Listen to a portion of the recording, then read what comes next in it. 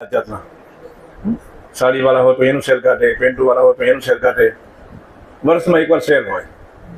એવી રીતે 2500 વર્ષની સાયકલની અંદર વચ્ચે એક સેલ આવે અને એ સેલની જે લંબાઈ છે 350 વર્ષની. દર 2500 વર્ષે 350 વર્ષનું સેલ આવે. એમાં 130 વર્ષ થઈ ગયા છે અને હજી 220 વર્ષ બાકી છે. એટલે આવતા 220 વર્ષ સુધીમાં જેટલા લોકો જન્મશે એના માટે આ તક હશે અને પછી તક પૂરી થવામાં એ સેલ બંધ થઈ જશે. એટલે પછી તમારા મનુષ્ય યંત્રને અંદરના શરીરનું રિપેર નહીં કરી શકો. અને કરવા હશે તો એ ખાસ તરીકાઓ હશે, તમારે ગુફાઓમાં કે જ્યાં ત્યાં જવું પડશે. પણ જે અમે તમારા ઘરમાં બેઠા છીએ એ પ્રક્રિયા નહીં આવે.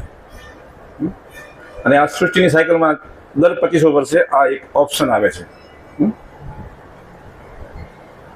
તો અમારો એક પ્રયાસ છે કે મનુષ્ય યંત્રોને એક ખાસ સ્થિતિમાં અપડેટ કરી અને એના જીવનના નવા આયામમાં લઈ જવા અને નેક્સ્ટ લેવલ ઉપર એને પહોંચાડી દેવા, એ અમારું કાર્ય છે અને થઈ ગયું છે.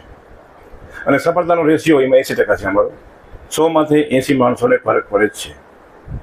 રહી વાત બીજા સામાન્ય જે ધર્મો છે, જેને આપણે ધર્મ જ કહેવાય, એની અંદર સફળતાનો રેશિયો ખાલી 2% છે.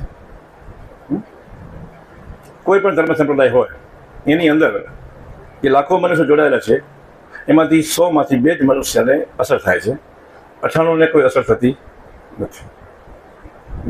અમારું ક્ષેત્ર નાનું છે, લિમિટેશનમાં છે, પણ સફળતાનો રેશિયો 80% છે. 10માંથી 8 માણસો સુધરી જાય અને 20 નથી સુધરતા, એની લાયકાત નથી હોતી. ન સુધરી વાત મને માલ નથી આવતો, પણ એ અયોગ્યતા ઠરે એટલે એમાં અમારું કામ કરતો નથી. એટલે અમારો એક પ્રયત્ન છે અને અમારો એક પરિચય છે.